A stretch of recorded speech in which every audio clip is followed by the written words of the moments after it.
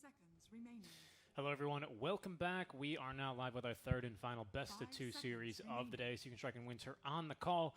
And before we even say anything else, our third and final series has already began. Our draft has already began. Singapore versus Cambodia. Let's take a look at what we have brewing. As we're already almost into the last phase of picks here. Winter, get us caught up. What are you seeing here so far?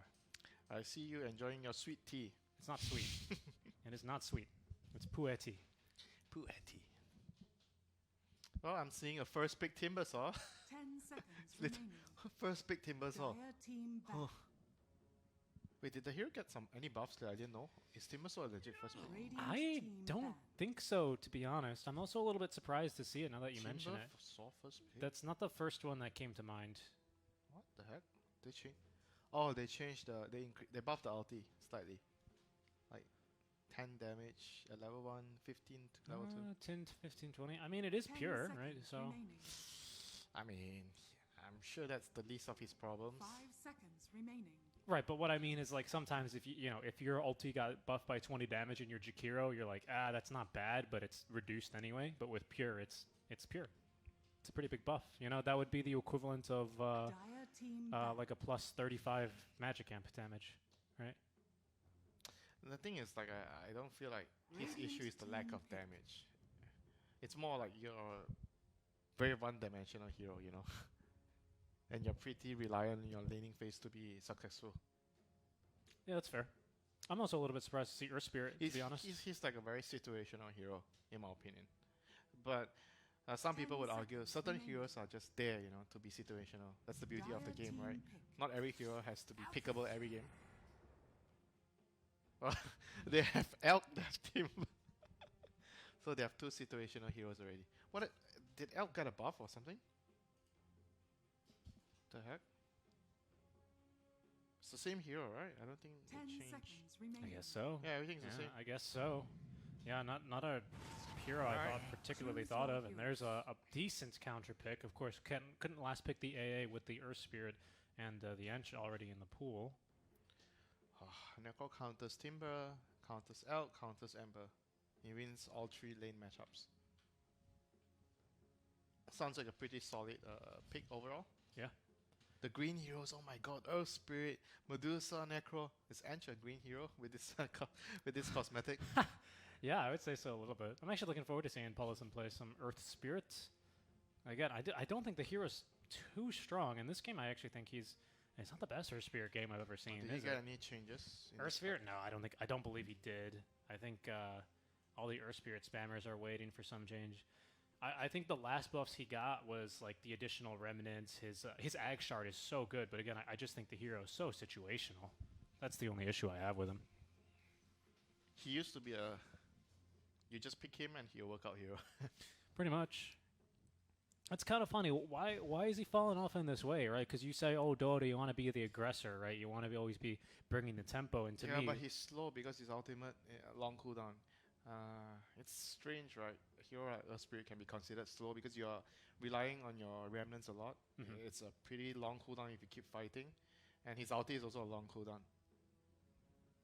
His ulti is a long cooldown. Yeah. And to me, whenever I play the hero, it always feels like, okay, I had a great fight, but now I have no remnants for 2 minutes. Yeah, and the lane is very iffy. You have to get like the kick at level 1 to secure the range creep as a pos 4 most of the time, and you're not really able to win your lane most of the time. It's like you're just trying to break even. You pull you secure the first range creep, first wave or second range creep. You get level 2, then you start pulling. You get level 2, then that's it. You leave your most of the time you would leave your offlaner on his own to get XP. Yep, maybe creep skip once or twice. Yeah, but you're always looking for ganking mid or maybe the safe lane. And right now, I feel like the best supports are usually the supports that are really good in the lane, or at least decent, and you can sit in your lane and keep owning your lane. I think that's pretty valuable right now in the game because the laning phase matters a lot since the game is way faster. This is like an indirect buff, right? Because they didn't really change the laning phase for a long time, like the creep deny XP, but because of how fast the game is becoming, so it makes the laning phase matter a lot more. They did change the stacking bounty. I think that was going to be the most recent change, the biggest overall change. Like, but that's not lanes. yeah, that's not lanes. really big for the lanes and whatnot. Gotta- I just feel like because of all this, I don't know if it's intentional or it's just like a byproduct of all the other changes. Because when you add all this shot, change the talents, add the neutral items, the game becomes so quick in a sense where maybe there's a lot of heroes getting played, but in my opinion, the game is stagnant. That you have to play the game in a way where you have to play fast.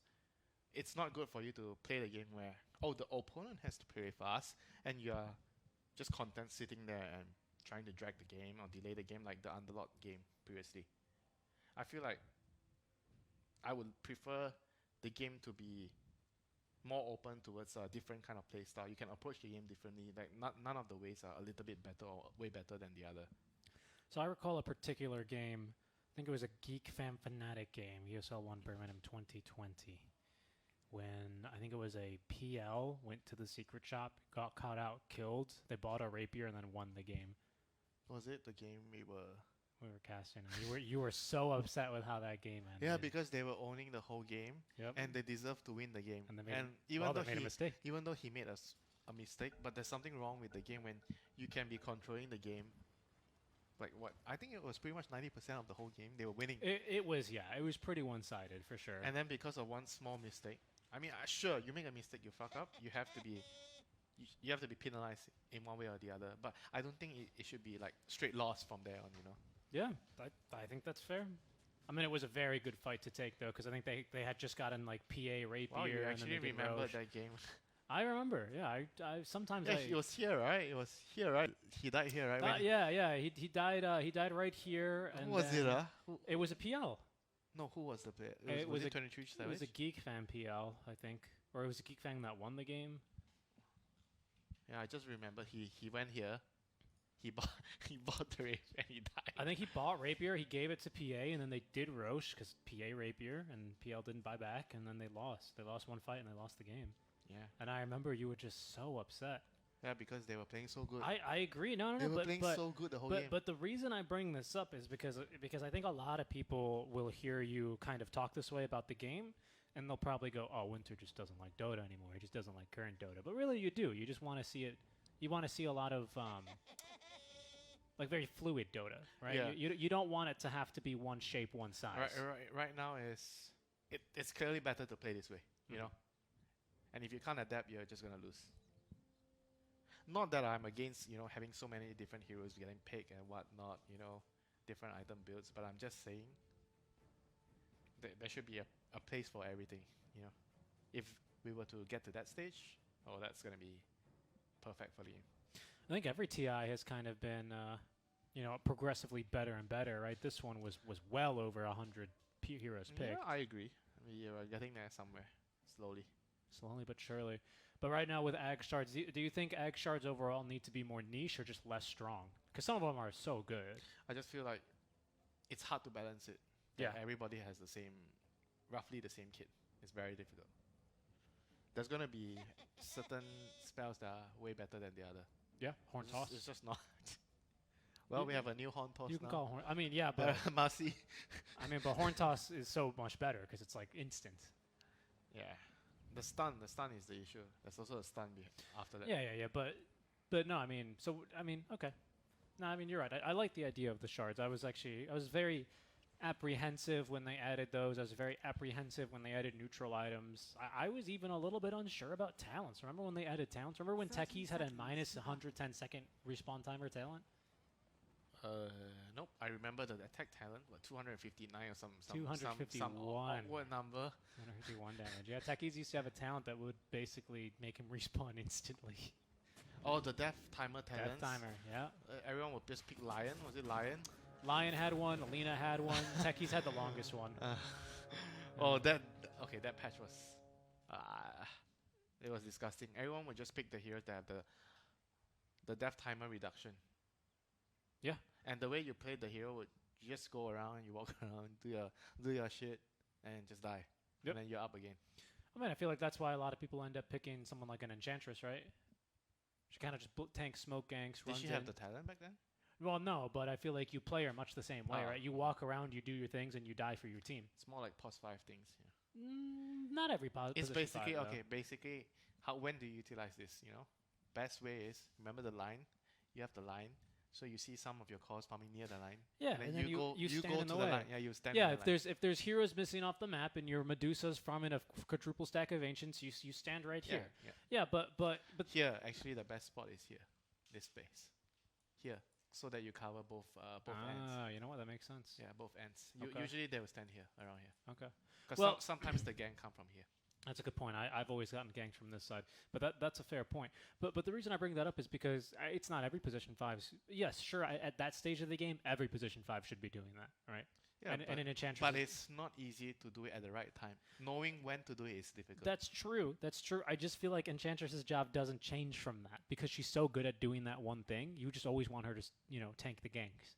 Whereas for Lion, you don't want wouldn't Lion. wouldn't you argue? Okay, you must argue with the same kind of hero, like Okay. Abaddon. Okay. Abaddon would be the same kind of hero, because Lion is not the same kind of hero. Okay. Well, but sometimes for Abba, you want to have other people get saved. Like, what if they silence you and then you're useless? Like you have ulti, you're gonna die. You can't use your ulti if you're silenced. If you're doing this kind of move, you're not expecting a fight. You're expecting you Okay. to die. Okay, and that's fair. he get a stack and bye bye. That's fair. I'll That's see you in the next game. fair. That's fair. See you in the next game. Give me my MMR. I gave you my life. Well, the thing is, it doesn't work that way in pubs. How do you think this Clockwork Timbersaw lane is going to end up coming along? They've got an Enchantress, and by the looks of it, a Medusa to lane up against. Two ranged snake-type heroes. Nature, not really nature. I think the Clockwork just needs to make sure the Ench doesn't get creeps. You block the small camp, and then you body block the other medium camp. That's it. And the Ench has to walk 10,000 miles away to get a creep. I think is this camp blocked as well? This medium camp? Let me check. I can't tell. You can't check when it's paused. I don't think it is. Right? It doesn't look like it is. What do you think? It might be. I'm not sure. I don't know the I don't boxes. play Enchantress enough to know this. Yeah, I barely ever blocked that camp, to be honest. I mean, if they block it, it's smart. Because the Ench will come here. Yeah, I agree. And then you're gonna have to get a small camp. This creep one is maybe. this one gives you shitty creeps. That's You just- want this camp? Yeah, you want the centaur. You want the centaur. You want the wild wing. You want the hellbear. Even the mana burn's nice sometimes. I agree. Satyr. Do they Sweet. call it the Satyr Hellcaller? Or Satyr. Just a Satyr? It's just a satyr. Does he? He has another name. Oh, I think in Dota 1 it's Satyr Hellcaller. Do you ever do that thing in Dota 1 where you played ogre and then you killed the big ogre in the camp and stood there? No. Sounds like you did. What's the silliest thing I've done? In Dota 1, I think the silliest thing I've done is I played Elk Uh-huh. and I bought boots. I'm support Elk and I just run around stunning people. I don't farm because the stun was very strong back then. The level 1 stun, so I just I think it was a 1.75 stun with 120 damage or something. 150. It's not bad. Basically, my job in the game is I just use acid spray to defend a tower, my carry farm, and I mean early game I just gank people with the Yeah, stun, yeah. and after that I defend with acid spray. Level 1 ganking. You ever? What's the silliest thing you've done in Dota 2? Oh wait, no, there's another Oh. even worse thing that I've done before. Okay, even worse. In Dota 1, worse than that. I'll pick Zeus. Uh-huh. It was actually a competition game because we practice it a lot. I'll pick Zeus. I bought bottle at level 1, and I just learn my spell, my nuke, my the lightning bolt. Yeah. I just stand there and use my spell. That's it. Oh, I will actually do actually not the lightning bolt. I took out lightning. I would specifically lane with Spectre. So we did Zeus Spectre mid. It's a combo itself already. In the Zeus Spectre mid. yeah, we did Zeus Spectre mid. I started with bottle. I just keep using my nuke on the guy, and we would like to do it against SF. When people pick SF, we do it, and he can't bear it, and he would have to call a support to come to the lane. And then I would just because I took first spell, right? So I would be able to just use, and because the ramp is very narrow, it's easy to get 2 heroes with your lightning. So I would just do that, control the runes, and then with my first 100 gold, I'll send even more clarities. And then you could bottle crow back then, I assume, right? Yeah, can. Because I remember when they removed that. That was a big deal. Yeah. Remember when your couriers would move slow if they had an empty bottle? in Dota? Everyone would have a career. What's the silliest thing you've done in Dota 2? Kind of a different game, but still had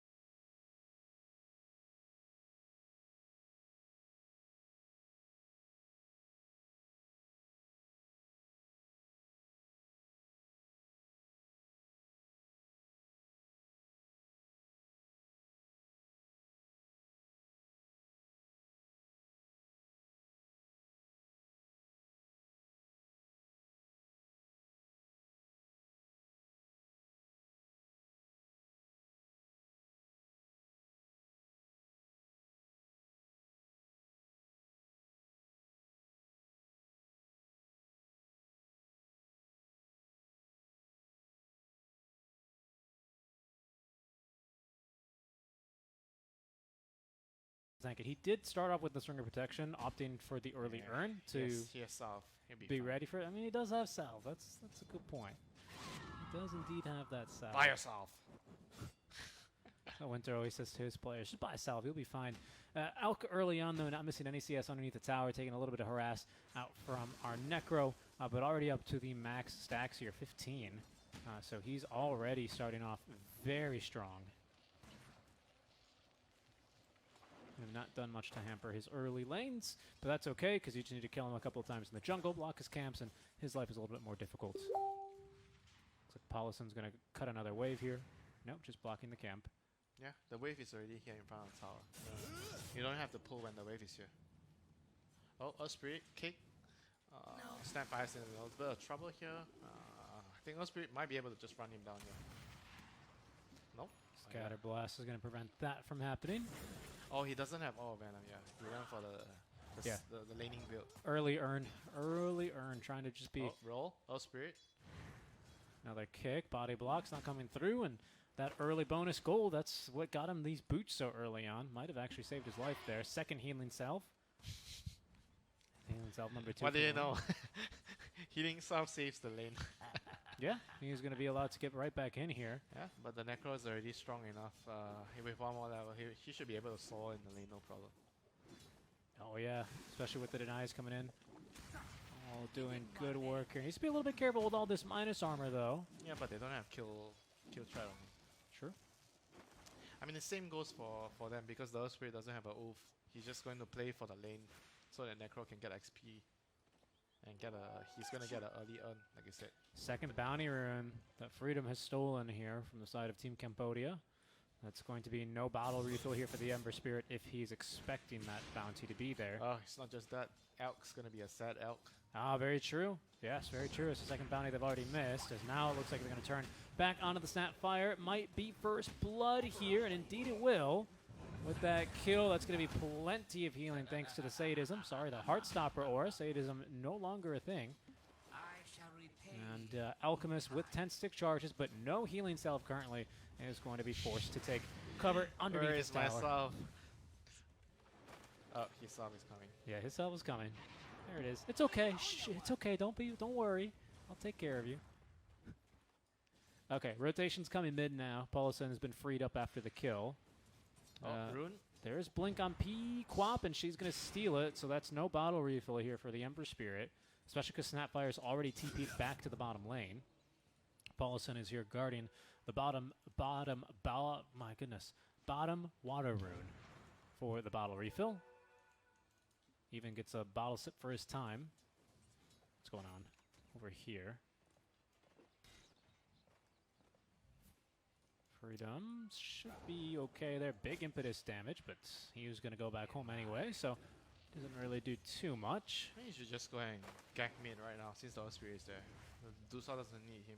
Yeah, Dusa doesn't need him. Right now, Necro's doing just dandy as well. An Ember Spirit without a bottle refill. He's probably going to get one pretty soon, courtesy of that Clockwork, who just managed to reach the fountain now. So they're going to have to push for it.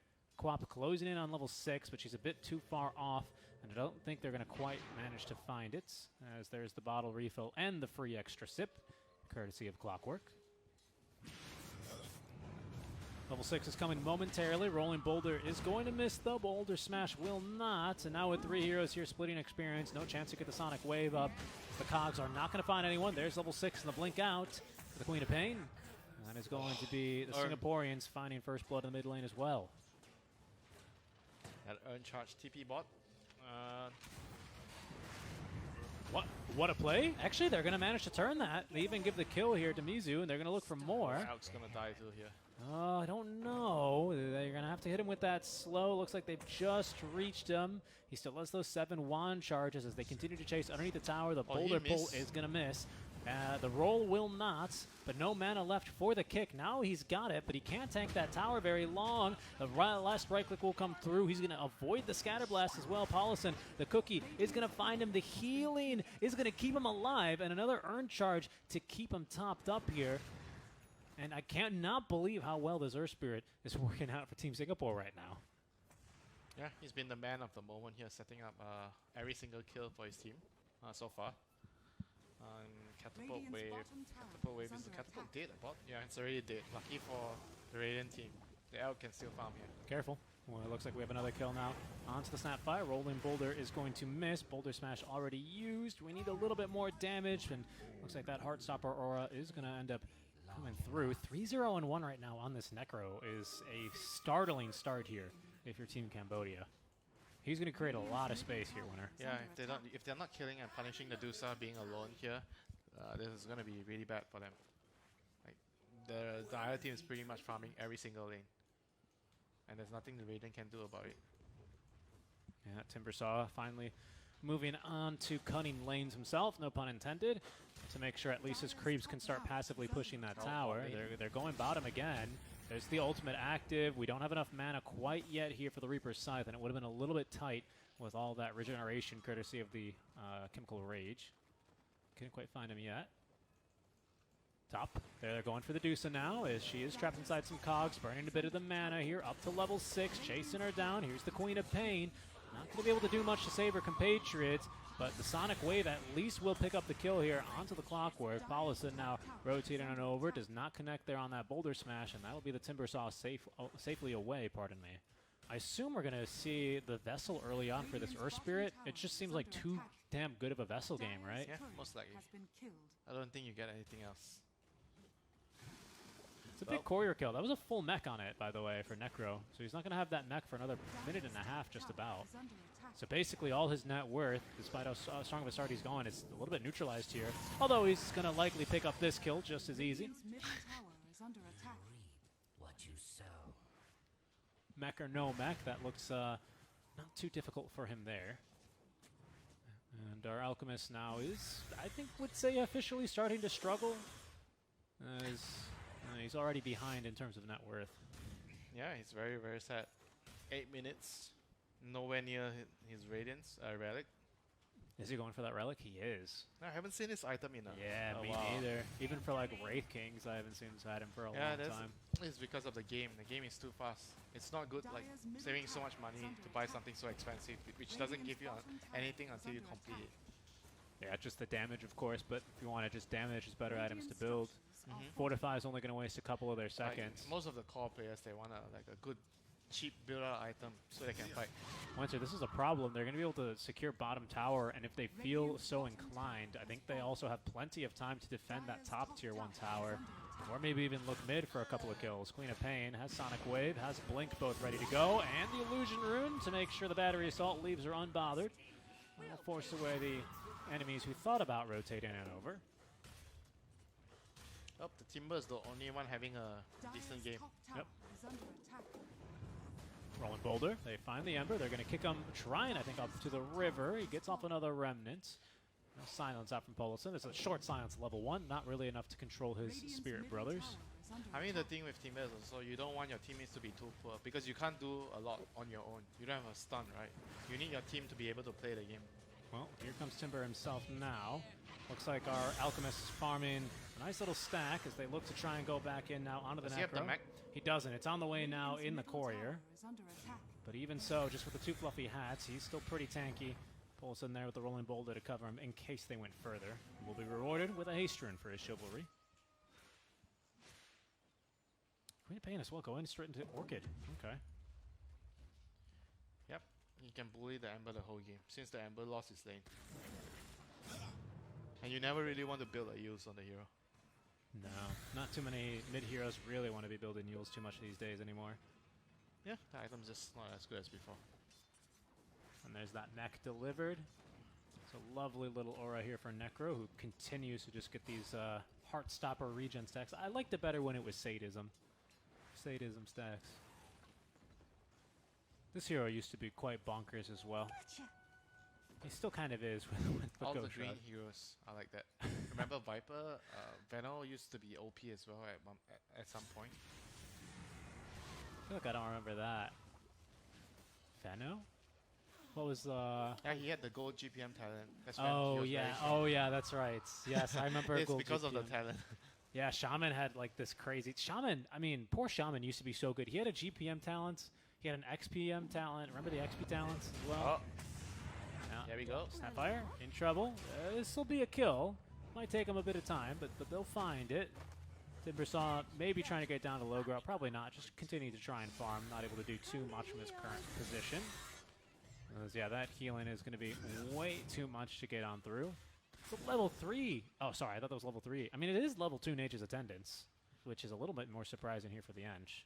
So that healing is a lot. You ever done the full heal Ench builds where you go like Holy Locket, you take the shard and the talents? Nope. It's bonkers. They are going to have a kill here actually as they force Clock onto the wrong side of his own cogs. Kumi, the mid laner from Team Cambodia, is maybe looking to try and get something in return here. There is no point in the untouchable for our Enchantress, but again, ooh, the healing making her quite a difficult target. She is buying a lot of time, but not enough. Finally chopped down there for that last little whirling death. Yeah, they're just running out of space to farm right now. After this tier 1 middle goes down, Elk's gonna have a very limited amount of space to farm. And there's just no one this game to boot the Necrophos, is there? Nope. The only thing they can do right now for Team Cambodia is play around the Timber and just try to hold the towers as long as you can. I don't see them having any other play. Well, that might not be too bad. Paulison, though, looks like he might be able to walk off this damage. The mech heal close to keeping him alive, but unfortunately he falls regardless, and the mid tower is going to be denied here. So tower down regardless. They miss out on that bounty, but it does open up the map for a lot more aggressive rotations here. It's going to allow them to control possibly the triangle. Here's the relic done for Alk. No stuns for him. Never refuse gold given. He actually managed to catch up. Yeah. Quite surprising. Timbersaw buying enough time, along with our Ember Spirit, to make sure that they could at least give him a little bit of a better start. And he is actually deciding to go into the Yule Scepter on Ember. So to me, again, much more of a, you know. You don't have a choice because you're behind. Yeah. But it doesn't help you get back ahead. No, it doesn't. It's going to help you stay alive. So it seems to me that they're mostly going to be in this Alchemist basket. She's going to run into the smoke again. Yeah, she is. Yep, the triangle. Here comes the triangle. Yeah, over the we're so close to finishing these stacks as well. Rolling Boulder is going to at least find one. Sonic Wave as well. And down they go. So that's going to then be our Queen of Pain off the back of that double kill. Farming a couple of Ancients on top with the regen as well. It's a good time to be on Team Singapore. Yeah, they're just taking away the map, systematically dismantling them. The Radiant team is the one, like I said, you don't want to be the team running away. If you're looking at Pro Dota right now, it's just difficult to be on the defensive. Back then, maybe it used to be much easier for you to play defensive, but right now, because of how fast the game is, it's really difficult to play like this. But Elk is, he has successfully caught up. You know, he has his Radiance right now, about now. Yep, on the way. 14.5 minutes. Reasonable. And he's maybe even looking to fight as he throws the Unstable Concoction the way towards Polison. Connects onto 3 with the Magnetize. Puts Linear in a bit of a weak spot, but the kisses are good so far. Mizu's still alive as the kisses will be cancelled there. However, now with Radiance active, everyone's starting to burn up a little bit more. They're going to look for the Alchemist. Stays alive on a sliver of HP. That allows them to at least drop 2 more green heroes in exchange for him. Queen of Pain now in a bit of a rough spot, but does manage to blink away. Ember giving chase out of mana, now out of mana. Having no additional spells to attack this Queen of Pain. Arcane reducing that blink cooldown allows her to escape easily and will be returning to fight next time with this new completed Orchid. Yep, so it's a 3-for-2 trade. I was kind of lucky that the Elk didn't die to the Reaper. Yeah, otherwise this guy lives, Necro lives for sure. Yeah, he didn't get the regen. He might have still died, but yeah, still. They should be looking for a fight right now. Reaper is down, Magnetize is down, Sonic Wave is down. Sonic Wave is actually almost Yeah, it's coming back up. That Arcane Rune really coming in handy for Team Singapore, as we see a lot of the camps being unblocked currently by Cambodian supports. Yeah, they need to defend their area. The triangle, especially. If the Elk cannot farm there, it's going to be very bad for them. How does this Orchid change the way that Team Cambodia need to play these fights? I know it's for Ember primarily, right? Yeah, most likely. The Timber is also quite worried about the Orchid. Yeah, but I would say primarily just to kill the Ember, but he has his yields up right now, so he's okay. Quick smoke. It's going to be broken basically immediately by Necro, but they didn't scout quite yet anyone. Timber continuing to give chase. Now, once again, not really finding anyone in the trees where they suspected. Instead, it's just this blasted Necro. And again, he is quite the difficult kill. Mech and 10 wand charges. He's the Timber of the THAI team. Yeah. And he's better than your Timber. Or he beats your Timber in a mano-a-mano. When you play heroes like this and you get this far ahead, you get to play a different kind of Dota, you know. Nobody can kill you. Yeah, so long as you're, not ridiculous about your positioning, you're basically good to go. Just making sure your team can always reinforce it. I think so far, if this Necro stays within a rolling boulder distance of his tier 1 tower, he's safe and sound. Yeah, the thing is with all these kind of heroes, you usually have a fun period in the game. But if you don't win the game or don't... The game's never fun. Yeah. The fun time never comes, unfortunately. Yeah, you don't spam these kind of heroes, yeah? These kind of heroes are fun. Bristleback, Necro, Timber, all the disgusting heroes. Elk, I would say. Is kind of in a similar situation. Different role. Well, you think? Yeah. Bristleback, Necro, and Timber, they are different. You know the Ice heroes? The annoying, up your face, you can't kill him because he's so tanky. Gotcha, okay. But if you don't kill him, he carries the game, you know? Something like okay. Well, they're going to try, but unfortunately the cogs aren't going to come through courtesy of the Orchid Silence, but waiting up on the hill is going to be the Alchemist. Dodges the roll. Oh, nice kick. Lots of healing coming through as the kick at least buys him a bit more space. There's a full vessel, and my goodness, the damage. They focus down the Alch, dead for 69 seconds. They will at least get some recompense in terms of killing that blasted Necro, but it's come at quite the heavy cost. Their carry once again going down, and Paulson living on a hair of HP. That buff to the Chakra Winter was not enough. Despite the hood buff, he is still going to drop. This is not going to be... Oh, Ember actually does get the kill onto his brother. Linear unable to TP out as the damage too high from the two right-clickers. And now this Orchid onto Ember. He's going to try and TP out and will be able to do so. Dropping the fluffy hat, his freedom. And he's not going to stop for no fluffy hat. He needs a little bit more. Maybe 2 fluffy hats he would have stopped for. Some Singaporean flair, would you say? Yeah. Item dropping. I agree. Reminds me of the SA players who would decide on checking. And you know what? Who we haven't seen basically this entire game, Winter? To do so. Yeah. And that's never really a good sign, is it? That is if you're playing against the Dusa. Eye of Scotty nearly completed, as if this Vessel and Necro weren't enough to dissuade the Alchemist from joining fights. Can the Elk out-carry the Dusa this game? No. Can he give Ags to his teammates so that they can carry the game? No. I don't believe it. I don't believe it's possible. I think this Deuce is kind of almost too big. I think once Scotty is up, I really don't know what Elk wants to do. Equal GG. Yeah. The Scotty counters the Elk and the Timber. Hook shot. They're going to kick it off once again here onto the Necro. In goes now the Timber Saw. Deuce is still not joining the fights as the roll through from Paulison's going to whiff. Decent damage this time around, but we still have a little bit of burst healing. The mech's not going to be good enough. They find one, but next to fall is the Alchemist yet again. And it looks like they're going to turn and pick off the survivors now. Down goes the Timber Saw in the river. Ember Spirit was bothering the Dusa for a little while down bottom, so he wasn't involved in that fight in the river. I don't think the fight looks too differently, but neither does Medusa's farm, unfortunately. So I think Ember has been really hard-pressed to find a purpose in this game. He had a very rough laning phase, to be honest. Yeah. Timber was kind of like the only one. I mean, they did play together, you know, when they were defending the towers, the middle tier 1. But I felt like the main issue was his laning phase went too poorly. And I don't think this matchup is actually that bad for the Ember. Scotty's about to be finished in one more camp here.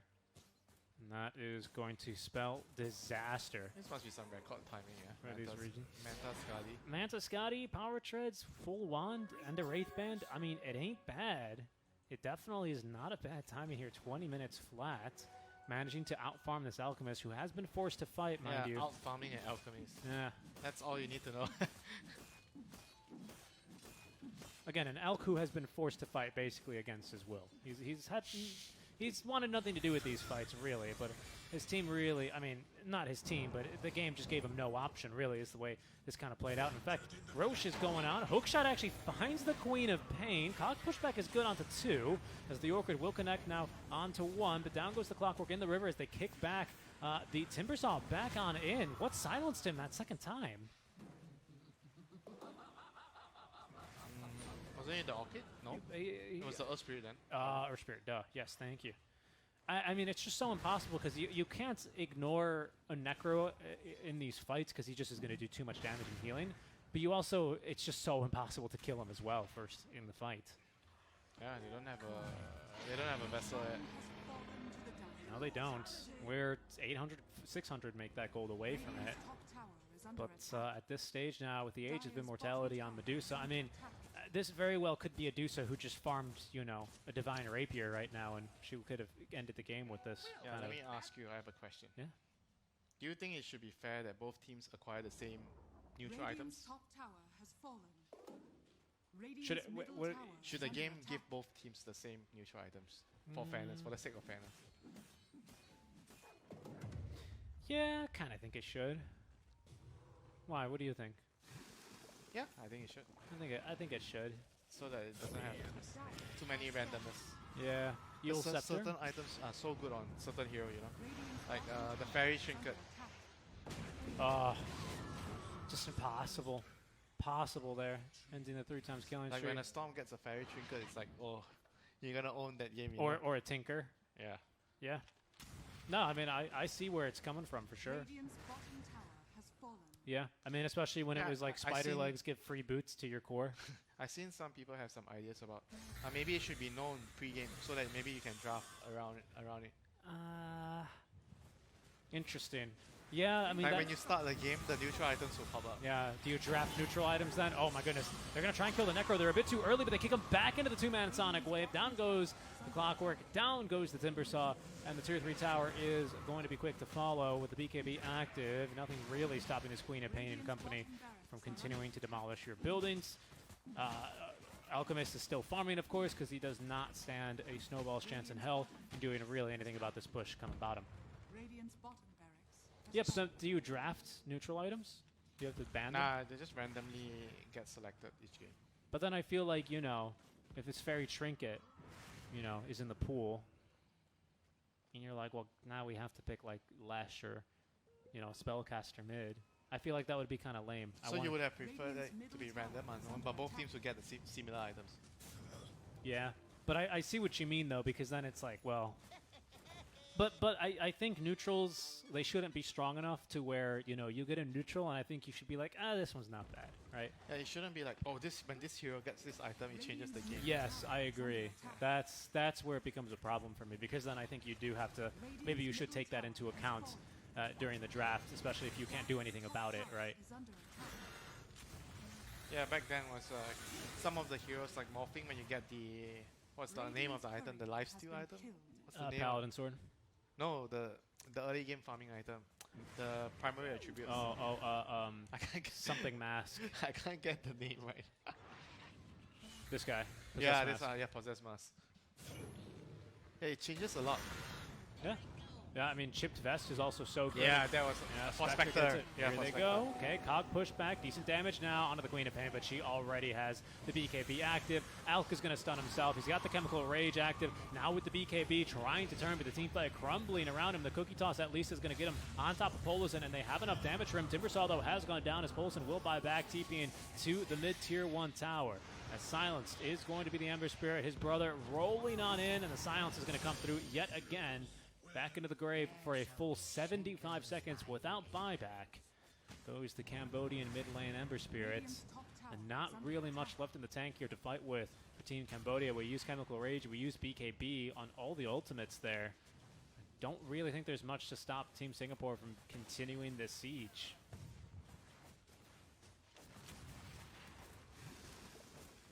Don't be sad, Richie. Don't be sad. Radiant's I think top tower is You know, you have to give them credit. You know, first picking Timber takes a lot of guts. it does. It really does. Unfortunately. Maybe they had an idea on how to play the game, but it just didn't work out because the mid lane went so badly for them. Yeah, that's very true. It's hard to Radiant's top tower talk about is what under went wrong attack. when the lane went so badly, you know? Like, that's the only thing that you can actually look at. Yeah, I mean, this Necro pick was really strong as well. I think they would have Yeah. had Necro problems regardless, and I don't know if Ember Yeah, does a whole lot but to the thing mitigate is, that. if Ember didn't have a bad lane, maybe he would have gotten the Vessel early enough that the Necro problem would be dealt with, you know? Maybe Okay. he could have gone for the Vessel. Okay.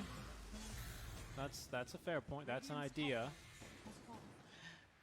Yeah, but the thing is, Vessel is not the same item as before. It's mostly supports that will buy it. It's not as good as before that you want to buy it on a call. Yeah. There's even a lot of games where Vestal just doesn't even seem that good overall. It's just something to skip. Yeah, okay, maybe not Vessel, but just maybe the Ember has a decent start. He goes normal items, Maelstrom, whatever he wants. Yeah. He runs around. He can actually gank the Necro, but because the only hero that can kill the Necro is the Ember, they can gank him. But the Ember doesn't have a game. Yeah. So what can you do? No, I mean, I agree with you. Doesn't really leave them a whole lot of room to do. So what happened was anything. the Timber was just running around against the Necro. They're both the same hero. They can't kill each other, and they stare each other in the face. And the Elk can't farm. Yeah, I mean, Ember. he still got a Radiance in a very reasonable timing, a respectable time, 14 and a half. Yep. Yeah, but now they're kind of just left to be trapped in their base. They got a lane and a half of barracks left. Yeah, and going back to my earlier point is about the carry role, where Elk is more like the way he gets rich is by making everyone else poor. But the way you want to play carry now is you want to get rich with your team, even though it's going to make you a little bit less rich, but you rather have that than everyone else poor, and you're the only one They're rich. going to try for a jump here. They find Necrophos and Remnant's Bomb incoming, and they actually catch him. Paulison, though, is able to He couldn't escape. kick him out. They are not going to be able to catch him, though. So he gets out a second time. How did he die And so a quickly? very clean kill. I think they committed, yeah, it must have been at least 2 remnants for him there. No, you were right. It was the Timber buff, the Chakram, that additional damage. Additional damage. There you go. Otherwise, he would have actually popped his Ghost Shroud, Mac. That additional 15 damage now. I mean, he would have lived. Look at that. So that buff actually meant something. Oh, Medusa forcing out a TP. Yeah, that's going to be our Timbersaw in a bit of trouble. He's going to try and TP, but, I mean, just insult to injury right there. You were going to kill him with, the auto attacks incoming, but might as well cancel his TP just to make sure. Snapfire able to get herself back up to the high ground. But now Eye of Scotty, Daedalus, and almost a Satanic ready for the Medusa. Of course, on top of the Elven Tunic and Mantis style. Radiant's middle tower is under attack. It's a difficult one here, Winter. AC finished up. It looks like they're going to have to just throw whatever they have at him now. There's the Lincoln's buff. Who's giving her Lincoln's? Queen of Pain is. Queen of Pain, by the way, with the Ag Shard as well. Which is it a silence? Yeah, it's a silence, not a fear. They're going to go on in. Dusa trying to find a target. Oh, the Stone Gaze doesn't do any damage to the Alchemist here, though. But the Clockwork now in trouble. BKB at least did get off. But they're going to be able to find now the Snapfire and basically blow right through her here. Guardian Greaves or not doing much to save her there. Ember struggling to find his purpose in this fight as they finally were able to chop through Paulison. But they have basically fought their way through the BKB and the the Chemical Rage, that is, of the Alchemist. Mid barracks are going down. Top barracks are about to start being gnawed on by the creeps. And it's a 3v4 situation here as Timber forced to TP away. No stuns here with the Earth Spirit missing, or I guess dead. And there's going to be the horn for the Megas. Radiant's top has fallen. Oh no, and no. I think that's just a kill. Yep. Wow. Remember what we call that? Facebook time. Facebook time. Time to go on Facebook for sure. 100 seconds. You'll Scepter to dodge at least the Sonic Wave, but there's no dodging basically the Smackdown. Unfortunately, that Team Singapore were able to give Team Cambodia in game number 1, as they do call it. GG well played after 30 minutes. It is going to be game 1 in favor of Team Singapore. I remember it being the true Facebook time when you couldn't even buy back. Buyback. When That's they correct. disabled buyback. That is correct, as they disabled the GG call. I mean, it should be coming here. Radiant's middle tower has It's fallen. exploding. Looks like they keep canceling it for some reason, but rest assured, this game is most certainly over, especially now with the Megas beginning to hit the throne. There we go. Well, very much one-sided game. But interesting hero choices. A blast from the past. I think this kind of lineup will probably work in a different patch. A much older patch. That is true. Yeah, I I don't. mean, doesn't it look like some previous patch lineup. Like you look at this heroes. It does. It looks like the kind of patch when you would buy what was it, Vessel and then Halberd on mid Ember, Ah, yeah, right? yeah. Maybe Blade Mail, right? Was the same kind of days. That was the patch. That was the patch. Yeah, back when Radiance it felt a little bit more, stronger and The shards game was weren't a in the bit game. slower. Yeah, but this one a little bit too fast here for Cambodia. Singapore will put together the pieces and kind of dismantle Cambodia in a quick 30-minute victory. We're going to be going to a break, and when we come back, we're going to be live with our 6th and final game of the day to see if Team Singapore will make it a clean 2-0 across the day here on Group A for Stream B. We'll catch you guys in about 5 to 10 minutes when that draft is live. Until then.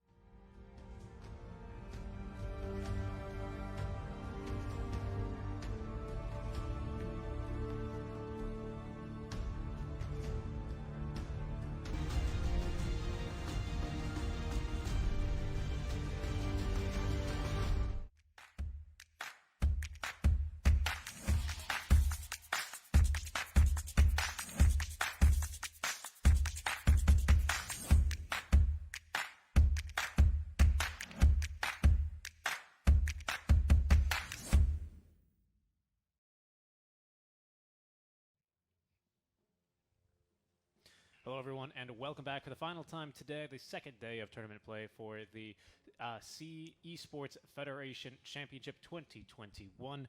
Second day of group stage play. We have one more long day tomorrow for best of twos today for groups A and B. Thank you so much for tuning in today, as you are joining Team Strike and Winter on the call for Game 2 between Singapore and Cambodia. Pretty solid Game 1 from Singapore. Not a whole lot of missteps there from the draft to gameplay-wise. Does Team Cambodia just need to approach this from a different draft, or what do you think they need to get going to stand a better chance in Game 2, Winter? Cheese. I think they need to come up with something that's that could only work once, probably. Okay. How often do you see cheese nowadays? I feel like you don't ever see, because the game is played in a very distinct way right now, so it's very hard to cheese, and a lot of the cheese heroes got nerfed. That's true. That's true. No, like your Broodmothers, your Meepos, Huskar, Pugna even can be sometimes a little cheesy. Is Pugna a cheese hero? Sometimes, if you give them like like Pugna and like Grimstroke is pretty cheesy. Some stuff like that can be a little. Honestly, I would consider Tiny Lycan to be cheesy. Okay, fine. Tiny Lycan's kind of cheese. Yeah, we'll see. We'll see. This draft is well underway, so let's get under. Let's see what we have. As Team Singapore just picked their second phase pretty quickly. Was it a first pick Tide? No, it was the first pick Grimstroke, and they picked Tide into a Grimstroke. That's bold. That's very bold, isn't it? I mean, Tide is a strong hero right now, but I don't know about picking it into Grimstroke. I mean, I guess it's okay because Tide there's still a lot of merits of the hero. It's just that you get countered by the silence, because your Kraken Shell doesn't take away the silence. Mm-hmm. Yeah, and I think the good part about it, I think that still makes it viable, is that the Phantom is not instant. He takes a while to fly over to you. Maybe by that time you can get a Ravage off or something, but it is a little scary. It's a little scary. Well, I guess... but most of the time, I feel like the silence, it should be pretty annoying for you. It is. Yeah. It is, but what I mean is, as long as if Tide gets a blink, for example, as long as he doesn't blink right on top of where the Grimstroke is, he's gonna get off his Ravage. Right? Okay, I see that. If he's walking into the fight, no way, right? That's not happening. Or if he's trying to run away, yeah, that's not happening. But what I mean to say is, it gives Tide the opportunity to at least jump in. And I'm liking this combo, the Phoenix Faceless Void. Tide. Not really with Tide too much, and it's okay, right? You Ravage after Chrono, Ravage into Chrono. You protect the egg. Protect the egg is always really nice. And Singapore going for the Grimstroke Juggernaut combination, which, in case you haven't seen it in a while, is not as strong because the Inkswell takes an extra second now to pop. So no, they changed it back to 3. Did they? Yes, they changed it back. You're trolling me. I'm not trolling. Dude, look at it. They changed it. He's int. He's right there. You have level 5. 10 seconds. Radiant team pick. See. Reduce Oh from my 4 gosh, to they 3. did change it. Okay. Wait, you think I'm trolling you? I You know. actually thought I was trolling I you? actually thought you were trolling me. Yeah? I owe you dinner. No, you don't owe me dinner anymore. Huh, I sorry. wagered my dinner last time. You're right. You did. You lost your dinner privileges. 10 seconds. remaining. But I mean, I'm liking the team fight, right? Objectives to protect. Yeah. But the lane, with that in 5 mind, then seconds is remaining. going to be a little difficult here for our Tide Hunter. Not just the Tide. Phoenix Void is a pretty weak lane too. They have a good call to call matchup. Good team fight. The Radiant team doesn't really have much team fight, but they have way better lanes.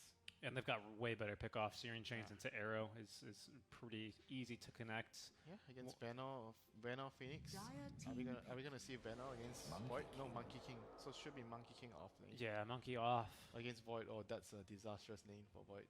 Yeah, He has to rely on the Fire Spirits to be able to lane. yeah, true. Fire Spirit's pretty big downtime though, especially in the early levels. Those are going to be Yeah. 10 pretty seconds painful. remaining. Phoenix doesn't really trade very well against Mirana. low armor hero. At least he's not You may zero now anymore, select but your heroes. he's not Oh, high. Same matchup. Queen of Pain against Ember, but the other way around this time. There it is. I kind of like that. Maybe, you can push enemies into Chronosphere. You can push Monkey King potentially out of a Wukong's. I mean, very unlikely, but at least it's more damage into Chronosphere, right? More damage against people trying to hit Supernova. And, the matchup seemed pretty decent last time for Team Singapore, and Cambodia going to take it for a whirl this time. Yeah, last time the lanings just went too bad. This time, it feels like they're probably gonna lose. I think the Void's lane is definitely gonna be lost. Tide and Rubik might be able to survive the lane, maybe. Depends on how well they play, and because if you manage to get pulls off and whatnot, you should be able to neutralize the lane and maybe at least stay 50-50. But overall, the Jug should have a little bit more farm than you if both sides play the lane correctly. So they're gonna lose bot and mid lane. I'm not sure if it's gonna be a stomp again on the corp. I feel like this matchup is definitely playable for the Ember Spirit. I agree. Yeah, I was The last game was very surprising how it went. Me too. I think to see the Ember basically have no choice but to build a Yule's probably 5 minutes after. The lane was like 10-2, something like that. It's not good. Oh no, not 10-2, 8-2. Yeah, it went pretty badly. I would say it should be around maybe 6-4 for the corp, or 55-45 for the corp. Corp has slight advantages. I think if Cambodia can make it out of the laning stage, I actually kind of like their odds in this game. Team fight is looking really good. I agree. I'm with you on this. But it is hard. It's going to be hard to make it out of the lane. That's the issue I see. I mean, with It's possible. I think it's possible if But- they play it well. that's true, right? I wouldn't be too concerned about a Jug getting too Okay, much early let's farm. say that they lose the Void lane, Yeah. but they are able to survive the other two lanes. I think the game is playable. Because when you have this kind of draft where one side has heavy team fight, because you're sacrificing your laning phase for that heavy team fight. Correct. So you're kind of expecting that the lane is somehow going to go, it won't be so good. It will be a bit rough. But as long as it's not something that is too much, too hard to handle, when it comes to the team fights, you should be able to regain some of the deficit from your first few, let's say Chrono or Ravage. And even the egg. Even the egg. I Yeah, think then even you the egg can could be equalize huge. the game by then. Yeah. But if you lose the lane too badly, then it'll be hard. I think the difference maker this mid lane is going to probably be the fact that Morana, I think, is going to have a lot of leeway. I don't think she needs to be top all the time because she's Yeah, Monkey's true. not going to be scared There's of going to that be lane. some chain into arrow Mid happening. lane, and that's really scary for Queen of Pain, who could otherwise just blink after Yeah, the combo. that is going to be problematic. So because if it was a more difficult lane, Monkey might need help there, but frankly he doesn't. And Phoenix kind of has to stay top, and Yeah. Rubik TP in mid isn't really Well, going to help. I think the best he can do is what do you call the Phoenix has to, when you are when you go to the football field, sometimes one person keeps tagging the other, even and to disrupt him. Even though the Phoenix cannot really fight against the Mirana, but he has to follow and give his team information. Like sometimes you see players, they just run around and give vision on Yeah. that like a roaming hero, even though they are not doing anything, but you have to stop him from pressuring your other lane too much. When you play support, it's not about your own game, your own levels. You have to help the others more than yourself. Yeah. No, I agree. That's a very very small thing, but a lot of supports they make the mistake where I have to pull, I have to get my levels. You know, whenever the position 4 hero leaves to do something, and they feel like I have the luxury to pull and get levels right now, instead of thinking what is he doing? Is he pressuring my mid laner? Is he controlling the runes? I have to stop him. So you basically have to mirror his movements. Yeah. Well, I think that's accurate, as the Monkey King Courier will head mid lane. Of course, now he's got a health bar. All those mischief changes. He didn't used to have a health bar? No, the Monkey King Courier did not have a health bar before. Now you know.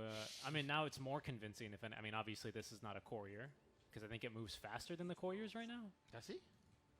290 compared to what? 380? Yeah. I don't know why you get such a higher move speed on the Couriers. I thought it was the same. No. 30 seconds. No, you don't perfectly. He's so fast. I don't know why. He's zooming, this little Phoenix. Look at him go. He's so cute.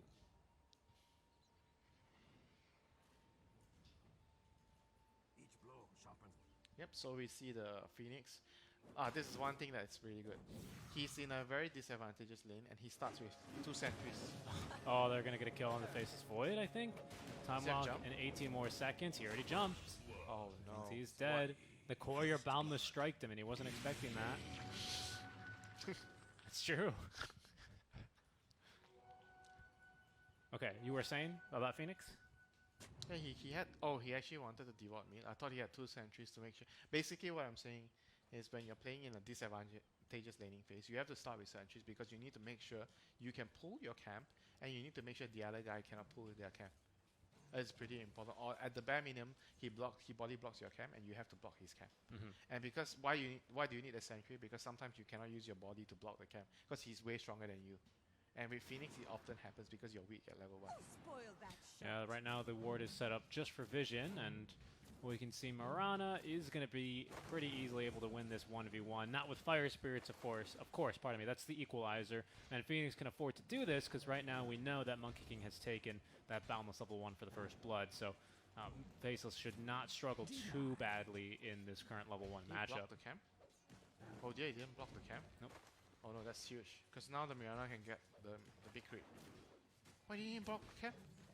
I thought he was there. I think he just forgot. He was doing a bit of harassing. I think he prioritized level 2 now. No Fire Spirits. Here's that downtime we're talking about. But luckily, we have at least This time lane walk. is going to be really hard for them now. He's going to get the pull. If he gets this pull, this lane is going to be very hard. Oh no, he got 3 creeps. See what Phoenix can do. Phoenix now opting to block that camp. Maybe should have done it before. There's a cheeky little stun up from the Centaur Conqueror. This is like a lane losing thing, you know, if you didn't do this. I think he's gonna die. He's not careful. He has Fairy Fire. Yeah, but there's a Boundless Strike. Okay. A bit of a misplay there, but I mean, we kind of knew that the lane was going to be bad yeah, for them.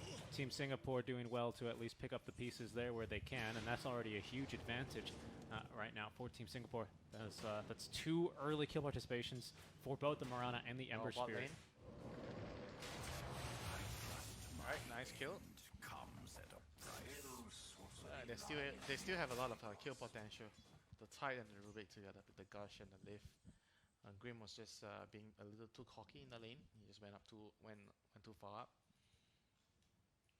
So last time around, I think it was Ember that got basically blocked from any bottle refills mid lane. Wasn't that right? Had to get a TP coming in to refill the bottle from his clock. Yeah, because now the lanes are going slightly more even, so the supports are not entirely free to roam. Because the last game, I remember one of the supports at 2 minutes got the other rune. Yeah, the Snapfire, I want to say, right? Yeah, because the lane was just going way too well for them. So he doesn't have to be in the lane. A little bit of lag. Yeah, but this time at least Cambodia, one of their lanes is showing good early potential to snowball into something a little bit better. What do you like? Do you like about the water rune? Do you actually prefer it to be there or not there? Do you like the old rune system or the current rune system? I did not like the old runes, but the issue is right now for mid, especially with the stacking changes, which I think were also good. It feels like if you're not a bottle buying mid laner, then you're kind of wasting time on picking that mid laner because you need to buy more regen or something else. Like heroes like Invoker don't get to see so much play, right? I mean, even he's starting to buy bottle though, right? And I think that's fine. And he's got amazing stats, right? So maybe he's kind of the exception there. But something like, I mean, who doesn't buy bottle mid anymore? It just, to me, it seems weird. Dragon Knight mid. Yeah, that's fair.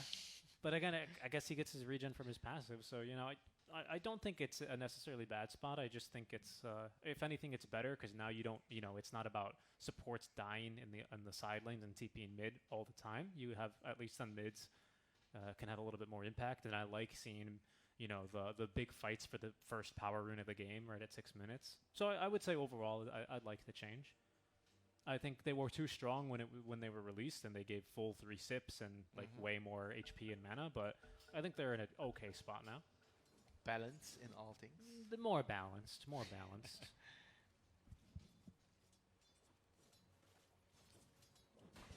You know, Dota, it's like a fine wine. The more it ages, the better it gets. Wow. Spoken with true wisdom. I don't know about wisdom as the arrow top lane will miss. Boundless Strike did not come through, and that's going to be Faceless Void safe and sound for now. Careful here. Ember Spirit, he's got abilities. You can dodge some things here, of course. Just trying to get the Queen of Pain to dive a bit too aggressively. This one is much more 50-50 though. 15-2, 13-3. As we see the Flame Guard changes really coming in. Oh, okay. Okay, this is your fault for sure.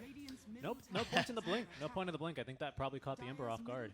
Yeah, he did way too much damage. I think the Ember just didn't expect the damage. Kind of like that. Wasn't a really bad death. The Quap has to go back. He has a rune. I think it wasn't so bad. I mean, it's bad, but it wasn't so bad.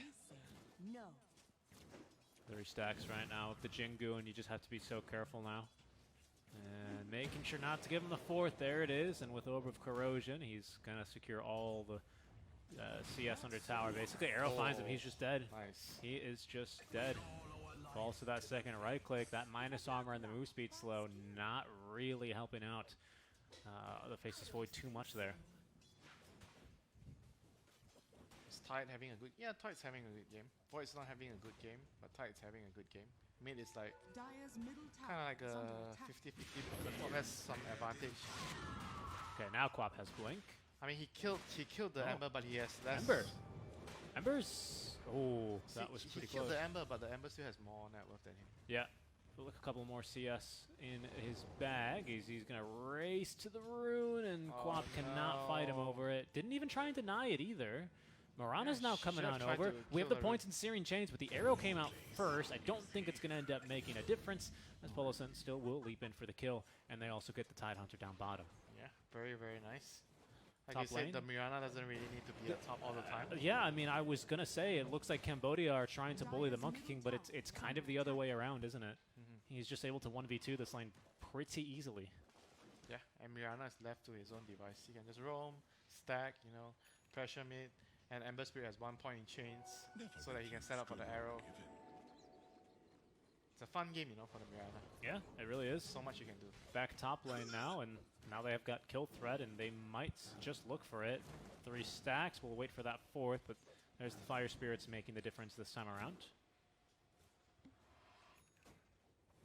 Bottom Jug, not really having too great of a time. Of course, with Healing Ward, he's allowed to be pretty self-sufficient, but he's sitting down. 25 CS is not bad, but I think Tide is pretty happy with what he's getting out of this lane, all things considered. Yeah, this was all due to... Was it the first Here they come. The Green Stroke died. Nice. We've got a blink, but no chance to use the Spirit Bomb just to ensure the kill onto the mid lane Queen of Pain. Yeah. So far, the Mirana has been the star of the show for the first 6 minutes. It's been setting up kills left and right. I take what I please. Absolutely. NA position 4s, man. They're too good. NA position. What? NA? Yeah, Paulson is Quincy, right? Paulson is NA? Yeah, it's Quincy Kerr now. No, that's Ponlo. Ponlo. You're right.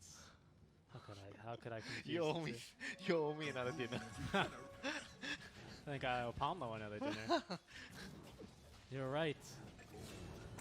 There's another kill down bottom, though, in the meantime. I was distract the top yet, because I think they can still... No, maybe not look for it. Sunray now. But there's a boundless strike. The bash is coming through. He's going to have to cancel that Sunray first. Short duration arrow, but we're going to time walk Bash? after the Monkey King. We need a no bash. bash.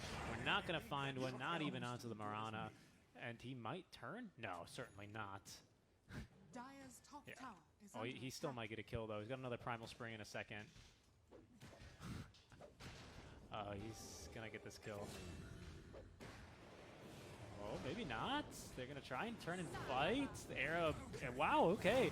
Creep blocking the arrow. Paulson leaping on through. At least finds one. That was the nerf to the cooldown on Boundless Strike. Yeah, they're fighting down bottom as well. And in fact, the fight's gone well for Cambodia. Is back up top lane. A nice little chase through the trees. There's another time walk in a second.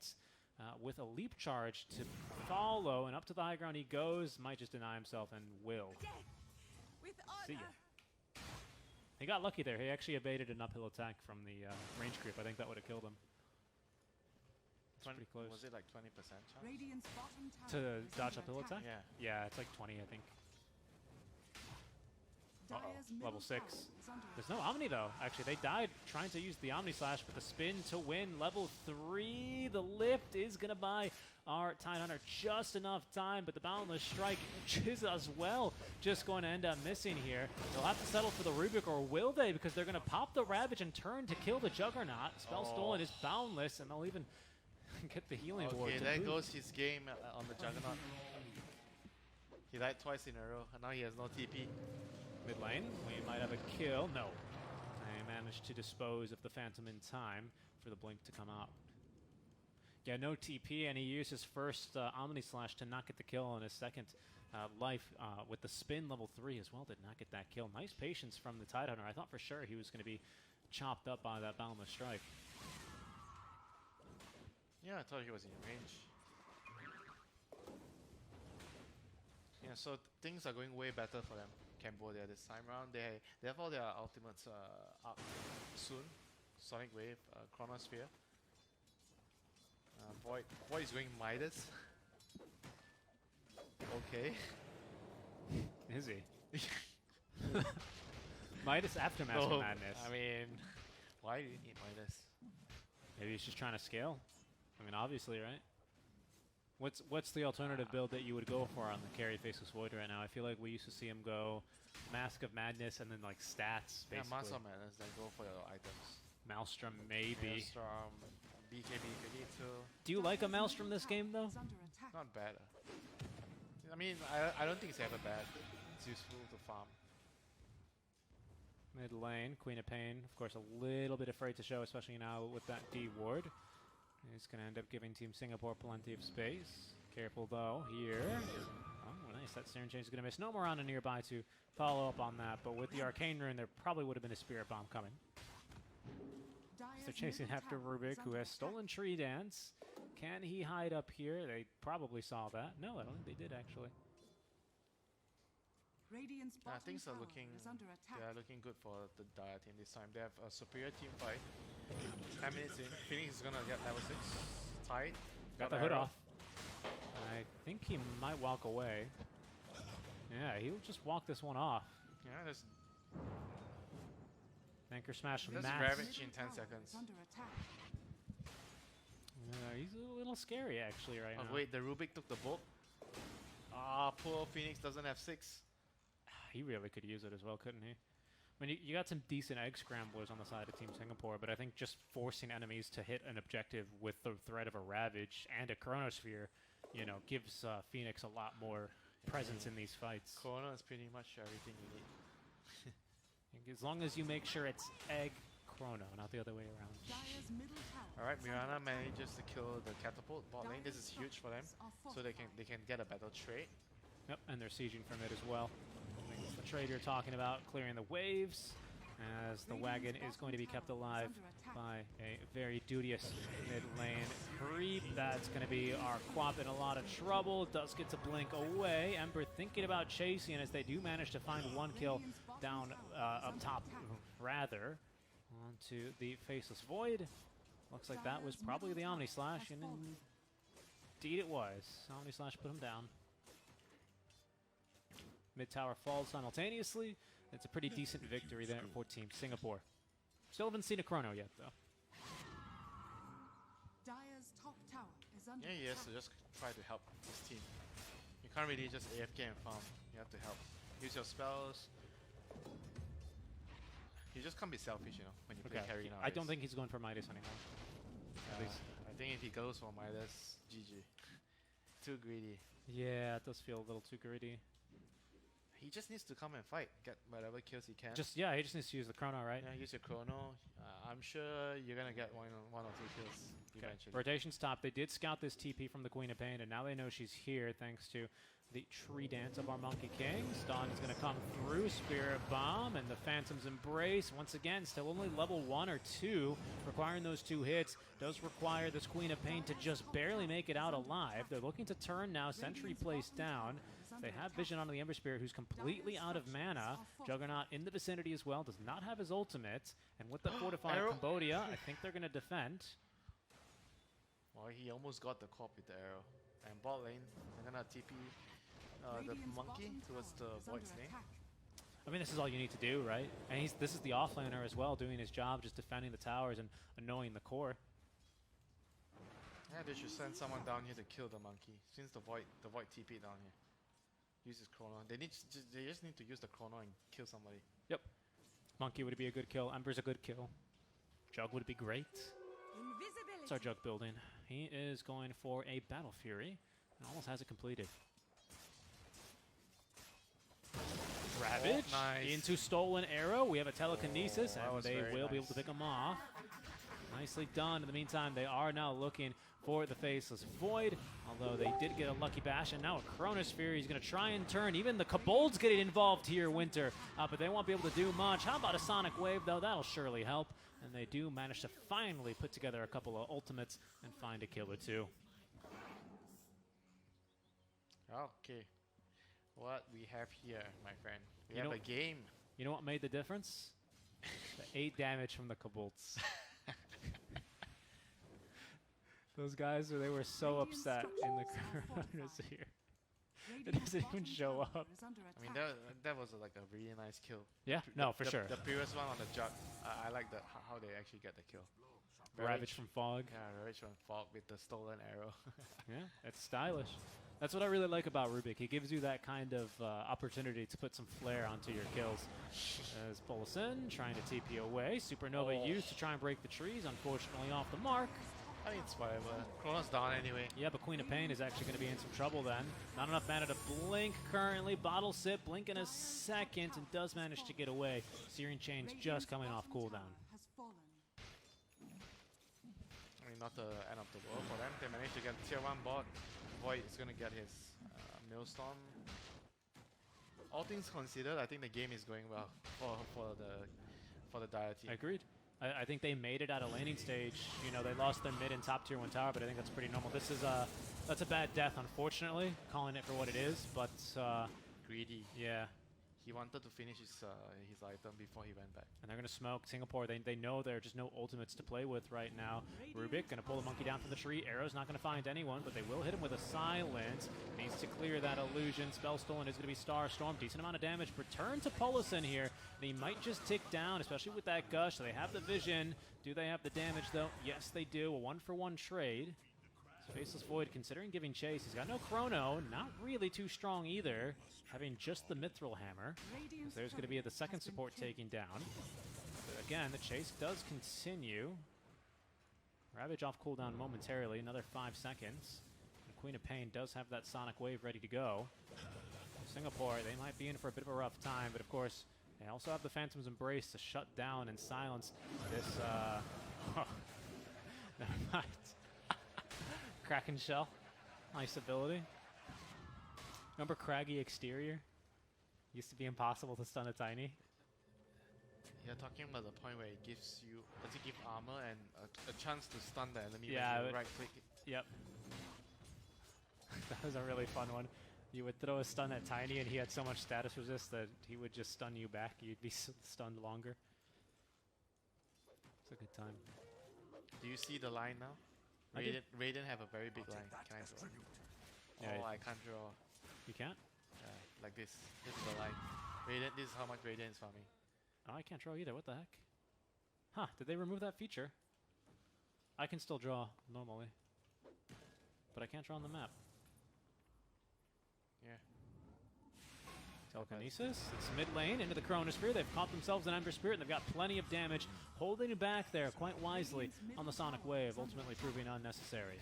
Yeah, one ultimate use. They got a call kill. That's big. And now they're gonna get a tower, most likely. Yeah, there's no Wukong's command here. Oh, they're gonna defend it. Ember is dead for 30. We still have a couple of ultis though for Team Cambodia, but that's good. Lockdown right now onto one. Couple of supernova or a couple ultimates popped. Oh, Rubik unfortunately almost getting that kill. I think they're still going to get on this. The supernova stun will catch him.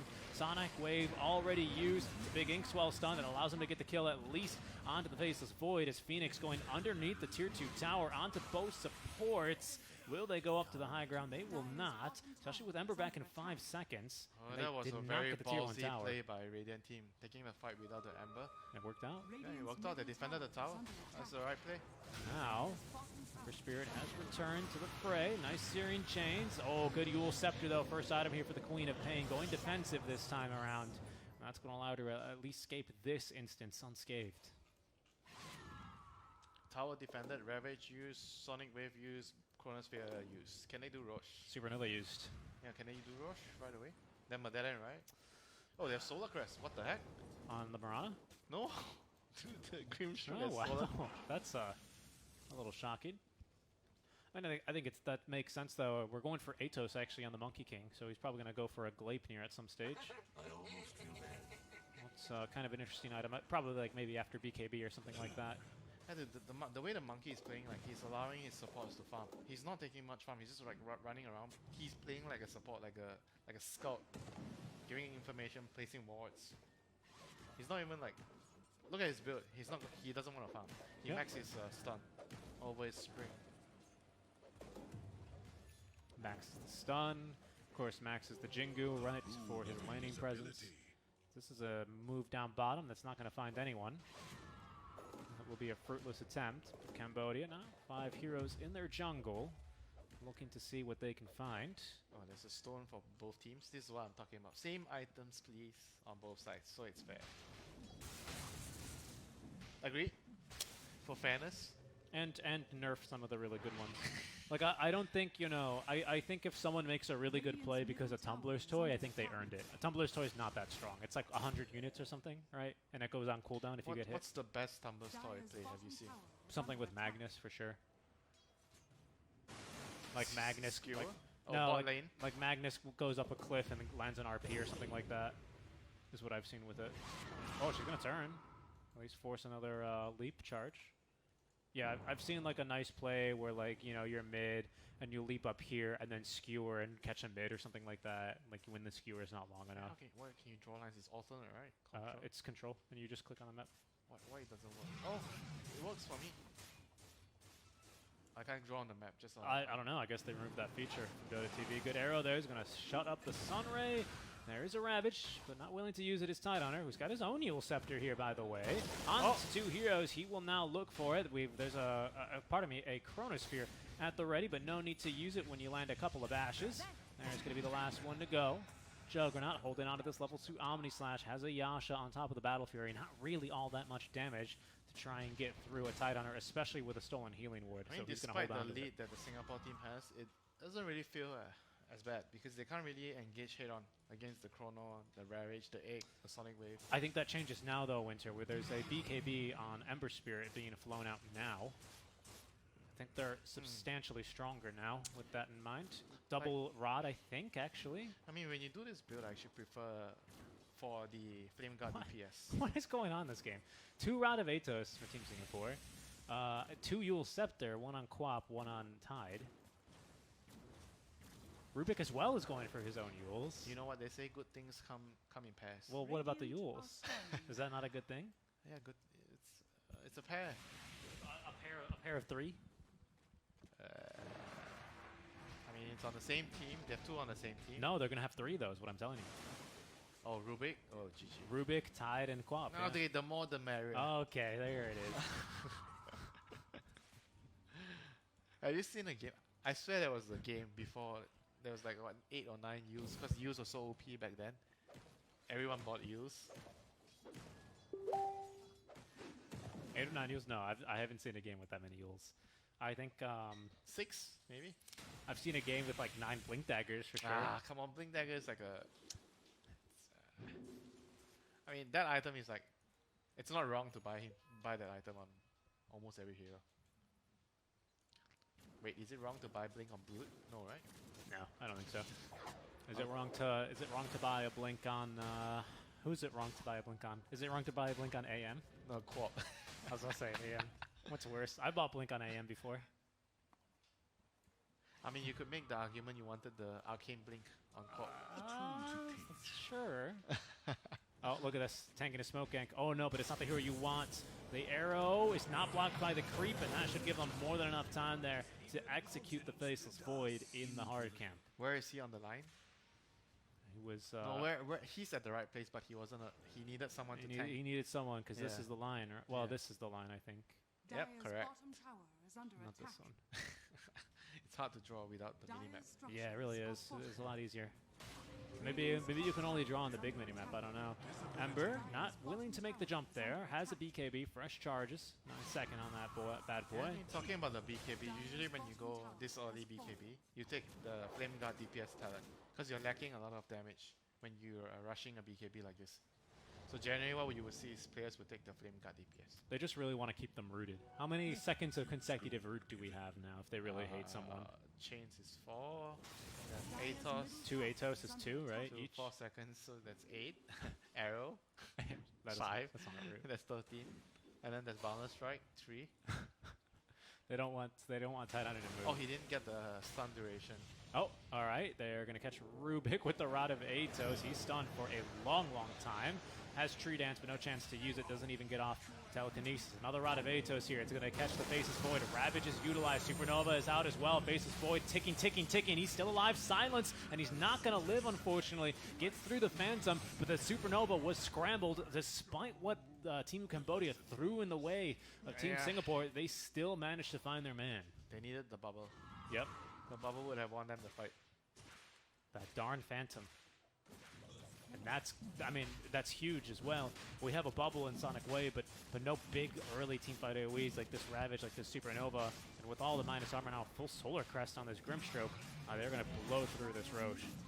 What's going on down here? They're stalking this Quap as well. She's going to go for Ags. There's the blink out. Ember's a little bit too far. But that's fine. Space created for Roche and Aegis onto the Juggernaut.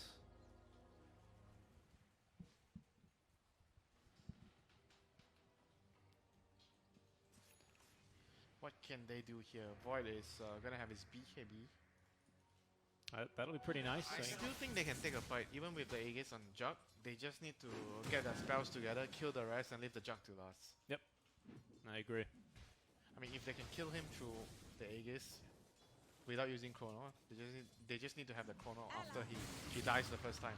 Then he'll still die again. This could be big.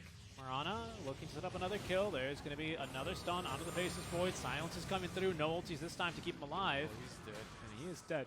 Queen of Pain jumping on in as Ember wants to go for the kill on the Rubik. Finally uses this first BKB charge. Second BKB charge, pardon me. Big Boundless Strike connects onto 2. Another Yule Scepter from THAI. That's his own. Has a blink, no chance to use it. A Sonic Wave, I don't believe caught anyone winter there. I think that was a whiff. And now, Queen of Pain, Yule Sceptered up, but the Omni Slash will be waiting for another Rod of Atos as well. She is ensnared, rooted, and killed off.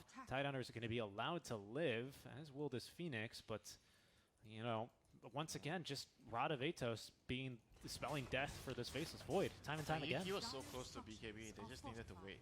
They were just trying to be a little too aggressive. They didn't have Ravage. They didn't have the egg yet. There's no I mean, Ravage. I agree they can fight. They're feeling like they're not weak. No, but your caveat the first time was they need to have their spells, and they didn't have their spells. I agree with them that they're not that weak, even though they're behind. They can take a fight, but they have to wait for their spells and the BKB on Void. It is starting to get a little bit hard though now. This 10 now obviously it's getting hard. Yes, after that fight, yes, absolutely. But I mean, he's so close. He really wants that wagon, but he can't. Never killed the wagon, you remember? don't hit the wagon. You die for. Have you died because you tried to kill the wagon? Yes. During your games. Especially mid, when you're a support trying to get a little bit of farm. Well, unless you can kill the wagon. Oh, if what's you're going like, on? That's a kill on the Phoenix. I mean, so many rods. It's kind of ridiculous. Grimstroke's going to join the Yules party. He didn't get the memo. He thinks that he's Team Yules. He's actually Team Rod. Are you Team Rod or Yules? I'm Team Dire's top Lens. tower has fallen. Uh-oh. Wait, Faceless Void, he tried to sneak past his creep wave, but the range creep saw him. So he's probably going to be hunted. This could be bad. He's going to farm this hard camp right now. Doesn't know what's coming. Marana also doesn't see him. I think he's going to manage to get away with this one. Going to the triangle to scout heroes. Take control of the triangle. Choke them out. But the Void is in the opposite triangle. Radiant's bottom Which is tower the right is place under right Look, attack. look. Polison's hunting with his courier. And he's going to see him. Turret has been Okay, pings What? are He coming. saw him? Yeah, he saw him with the courier. Wow. And that's going to force him out. Radiant's bottom tower So is smart. under attack. I mean, not that bad, though, because Queen of Pain did manage Wait, to push what? all the way to the tier 2. He has BKB. I think he does. On Mirana. Morana? Wow. That's a lot of farm. He's richer than the monkey. He's only 500 behind the The Faceless monkey Void. doesn't even have his BKB. What's going on here? This could be bad. Monkey. They did break the smokes. Oh, they can't quite catch him, though. They're having a hard time. And now in the triangle, without a Gris dive, Queen of Pain just jumping straight into the jug, getting the Grimstroke. Has a Yule Scepter for herself, so not too scared of a potential Phantom's Embrace. As the arrow goes fishing, but won't find anything. So Cambodia immediately retreating up to the high ground. We used Fire Spirits, though. And this is not going to be scouted by Team Singapore, but that's pretty massive, as they don't really have too much of a problem getting through the Supernova without the attacks being slow. Especially without a BKB from Monkey King, he's really going to suffer. Oh no, what is this? Oh, he gets the BKB off though, this could be good. Chronosphere, as they did end up using up the Monkey King. They're looking for the kill through the Wukongs, and they will find it.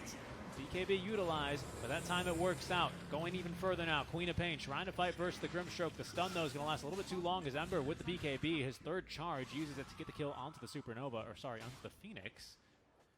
That is going to be a 2-for-1 trade. Jug, though, not in the fight. Yeah, that's So a managed very to get a tier 2. that's a very good example why we felt like they're not weak, even though they're behind before, like 4 or 5k behind. If they get their spells correctly, they're gonna kill heroes. Yeah. Didn't really look too hard for them either there. Yeah. Good BKB pressing that time by Faceless Void. I mean, really, that's all he needed to do for the past 3 minutes when he was farming it. If he had BKB, he could have turned exactly like that every single time they win on him. Only now is that a real possibility. There is still hope. Yes, If they can get one more fight like that, they're gonna be back in the game. exactly, especially now that Aegis has been reclaimed. Jug is pretty big, though, but I think they still kill him with probably 2 ultimates, almost any 2. I Void think. beats Jug most of the time. Call to call matchup. And there's no save, you know, on the Radiant team. Unless you get an E-Blade on, say, Mirana. If someone gets an E-Blade to save during the chrono. Yeah. Otherwise, chrono means dead hero. Polison deciding for the Scythe of Ice early. Jug has his shard on the way. And speaking of save, not really the best save for... Oh, he's getting a Wind Waker. Who? The He is. Grimstroke. I was about to say, that's what we would have to see, but Wind Waker doesn't work in Chrono. Oh, of he course. doesn't? No. Nah. Okay, then why is he getting a Wind Waker? Actually, I don't... No, there's no way. Maybe it does, actually. It probably works, right? Then why Yeah. else would he be doing that? True. BKB popped, so that's going to be the 8-second BKB from Faceless Void as he was scouted. You're so farming the enemy tempted to jungle. check the facts out. I- I saw you move. It might work, actually. It might work. That's probably why he's getting it. Yeah. Is it better than getting an E-Blade though? It's expensive. Oh. Why the heck?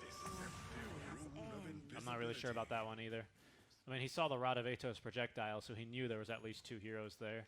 Oh, and Monkey King's going hunting as well. Sometimes you just gotta accept your fate and die. Oh, no. Okay, well, at least Queen of Pain's going to be Rod allowed of to leave. Atos. Oh. Dire's middle tower is under attack. I think this Tidehunter is minced to meat, though. You'll Scepter to dodge the arrow. And the rest of his team is still fighting mid. Doesn't have a TP. He's got spider legs. Probably should slot those in. Oh, nice Dire's blink. Good structures footwork. are And, fortified. well, I don't know if he's going to be able to escape. There's another Rod of Atos and another arrow pretty soon. Here it comes. Excuse me, here it comes. There's Ember Spirit to join the fun now. He's going to get the Dispel.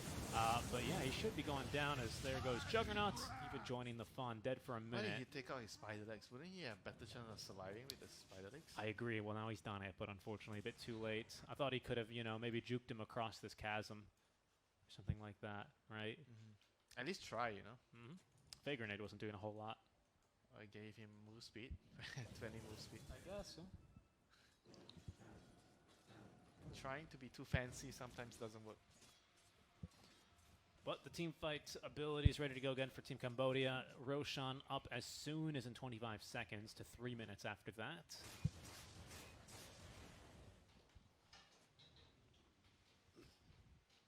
Yeah, Wind Waker is an idea. I mean, I guess it works against, obviously, the Faceless Void in his own chrono, so I guess it would work against your teammates too, right? I mean, the only benefit of getting the Wind Waker compared to the E-Blade is you stop the magic damage also. Because E-Blade doesn't protect you against the magic. True. The Sun Ray and the True. Sonic Wave. Yeah, that's a good point. But it's so expensive.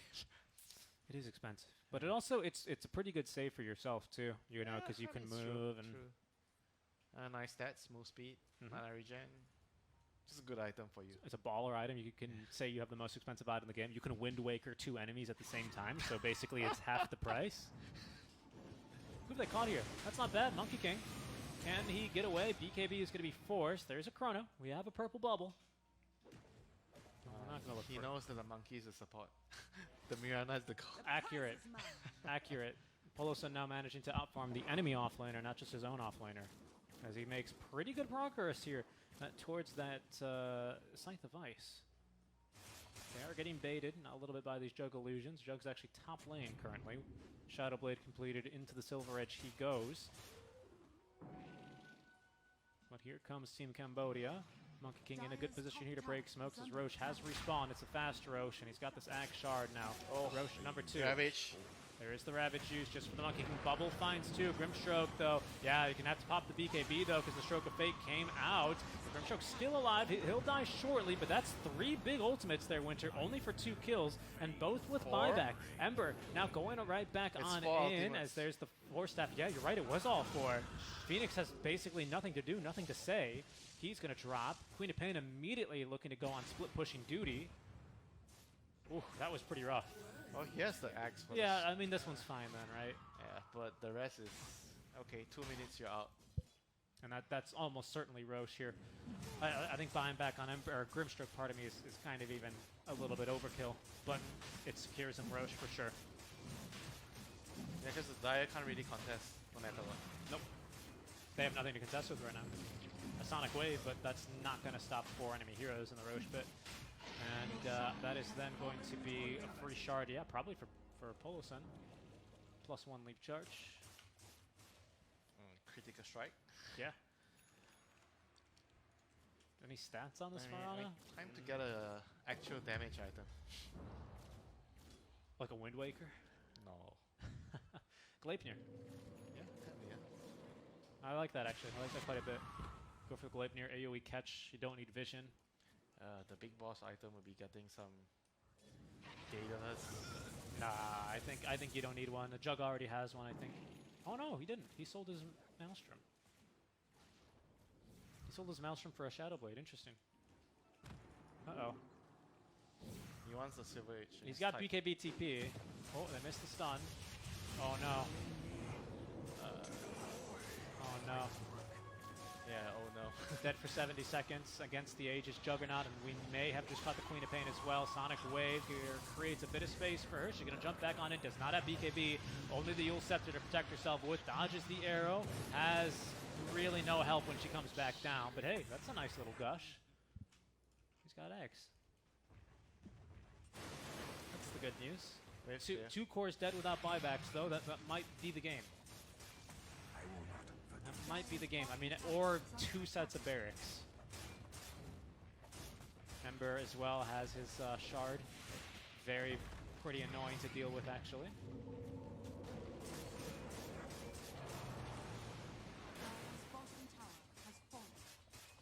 That'll be the bottom lane of barracks pretty freely. Marana looking to set up for any additional kills. Should be just 1 lane. I don't think they have enough time. I think you're right. With the teamfight ultimates back up, they do have to be a little careful. Oh, look, they stole Inkswell. Dire's top tower And now is we've under stolen Healing attack. Ward. Not a bad one. One lane of barracks deleted. Still with 3 minutes, just shy of Aegis time remaining. And Jug's almost at level 25. Whew, that's going to be a little scary. Excellent. Net worth lead from this point, Winter, dare I say, is only going to grow in favor of Team Singapore. As well as this win rates percentage, 97 to 3.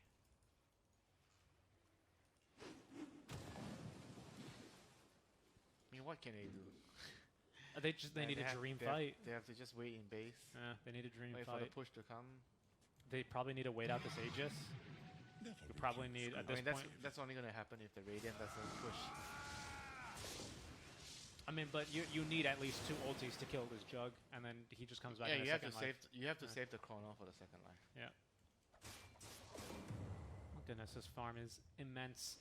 Tier 4s are dropping, and I don't believe Team Cambodia are going to find themselves any real opportunities to find some of their own.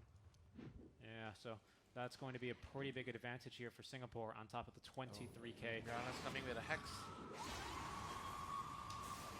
What? An Aeon Disc.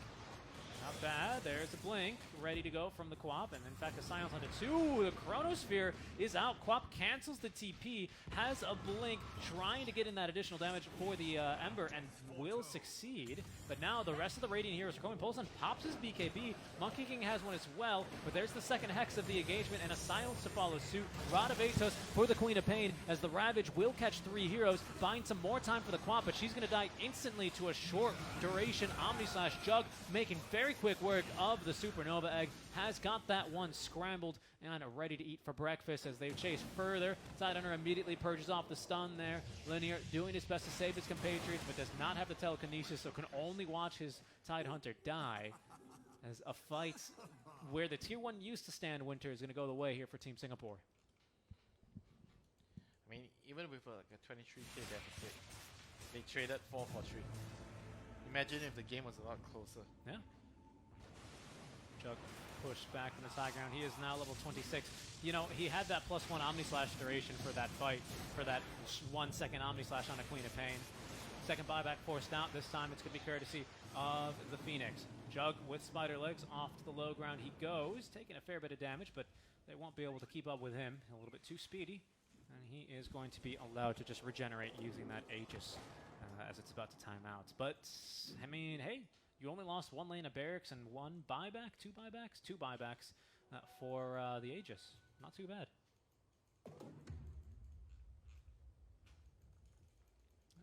Yeah, the trade is still reasonable. I feel like if they can get 1 fight, they just need 1 good fight. Yep. There's still a chance. Yeah, they just need to get at least 2 cores. I would, well, 2 core, 3 probably. 3 At cores least. if you count Marana. Yeah, I'm counting Mirana, not the monkey. Yeah, then that's fair. Invisibility. Yeah, if they can get Marana and Ember or Marana Jug, I think they're happy. He kind of needs the chrono, the Mirana, and the Jug if he wants to keep the egg alive. Yep, that's true. That's kind of the problem they're running into. But the good news, Winter, is at this stage of the game, when the game has gone this late, basically by the time that everyone respawns and is ready to fight again, all the team fight ultis are ready to go. We're just waiting another 20 seconds here for our next Ravage. And, well, by then it'll even be 2 minutes before Roche can even respawn. So Team Cambodia in a really good position here. I would say, like, you know, relative to how the game has been going. Oh, do they see him? Queen of Pain is being tracked as well. Monkey King has his mark. There's the team coming. Again, no defensive items other than the Yule Scepter and no chance to use it. Chopped down. Mashed to a pulp. This Queen of Pain dead for another 90 seconds. I mean, he just needed the use for the Atos there. He had a chance. Yeah, I mean, there's still a Sight device. Okay, there's Chrono. Nice bash. They're going to try and escape now. BKB, of course, at its minimum duration. Ember continuing to give chase, or at least threatening, but will back off. No ultis used there here by Cambodia. Just 1 death on the Queen of Pain. Singapore, they could look to probe for a buyback, but without Roche being down, they're probably going to end up waiting.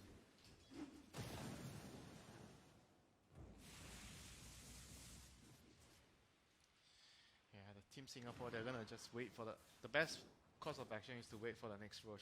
Yep. They have to understand they can still lose the fight. Yeah, 30k ahead. 30k ahead, you can still lose the fight. I mean, it's absolutely true because 30k of net worth for what if you're trapped in a chrono? Doesn't really do that much. I mean, sure, it's extra HP, but other than that, it's not really good doing a whole lot for you. They have way too much damage in the chrono. With the egg, the ravage follow up. I mean, 34 physical armor is certainly very good, but now with Mjolnir, with time lock, we have not taken the time lock damage, but we have taken the attack speed talent. Phoenix Supernova, Queen of Pain's pure damage, as well as her just large amount of magic. Like, it's looking pretty scary. Do you do more damage with that talent instead of the time lock damage? I'm sure someone looked it up. It's a lot of attack speed. During chrono. It's a lot of Only attack. during chrono. Yeah. I'm sure it's more damage in chrono. It has to be, right? That's so much attack speed. If not to time lock because of your other attack modifiers, right? More chances to proc Crystallis, more chances to proc Mjolnir. It's got to be. It's got to be better in chrono. I think for farming, probably time lock is faster. Two support players talking to each other. About the core. Well, I don't know. What is it like to hit creeps? Hey, some support heroes get to hit creeps. You That's have the true. privilege. Like Grimstroke is one of them. You know what I've been playing a lot of actually? Nope. Jakiro. Do you think you have privileges as Jakiro? Come on. You play the dead lane and then you die. I play position 4 Jakiro. Oh no. Oh, well, we forgot Sarada Vatos.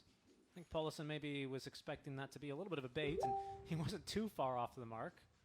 So deciding against it. Roche is going to be up in 10 seconds. That's going to be third Roche. We'll take a look at what he has. What do you think? 50-50. You have to gamble your next dinner. Refresher Shard or Ag's Blessing? Refresher shot. Okay, I'm taking Ag's Blessing. Smoke play? That's going to be Ag's Blessing. You lose your dinner. I'll buy one extra portion tomorrow. Sounds good. Just in case. Smoke play, Cambodia, moving around. There's the Ember Spirit. He's a juicy target. BKB and an Aeon Disc, though, leaves him pretty difficult to actually burst down. Moonlight Shadow activated as they're going to throw down the Sentry Ward to potentially fight around. Bollison pops the BKB and lands 2 on the arrows. That's going to be 1 dead already. Phoenix struggling to get up to the high ground, trying to stay alive. They get the stun out, the Boundless Strike, but the Supernova stun protected by the Ravage. He chronos 3 of his teammates, but so far so good for Cambodia. They've now lost 2, and the fight's beginning to break apart as this Juggernaut tears through them here. Kumi now with the BKB attempting to escape. Blink in a second, managed to get up to the high ground, but it's not going to matter. Monkey King to chase him down, and the GG well played is called. Team Singapore take the 2-0 victory over Cambodia. GG. Much better attempt this game than the previous game, but clearly they were kind of like outclassed by Team Singapore. But overall, I felt like it was a good learning experience for them. Some of their players don't have much, LAN experience, and playing games like this definitely help you get to the next level. Yeah, I agree. I think they learned a lot of valuable lessons, right? Like, we can still win these team fights if the ultimates come together. Yeah, they just lacked. I felt like they definitely could have won this game. They started well from the laning phase. They just lacked a bit of like direction, a bit of like better decision making during crucial moments when you have to wait, when you have to take a little bit chances. And if they made those field decisions correctly, they could have easily won the game. Yeah, definitely. Unfortunately, did not work out that way for Team Cambodia, and they will be going home with a 2-0 defeat and a valuable lesson.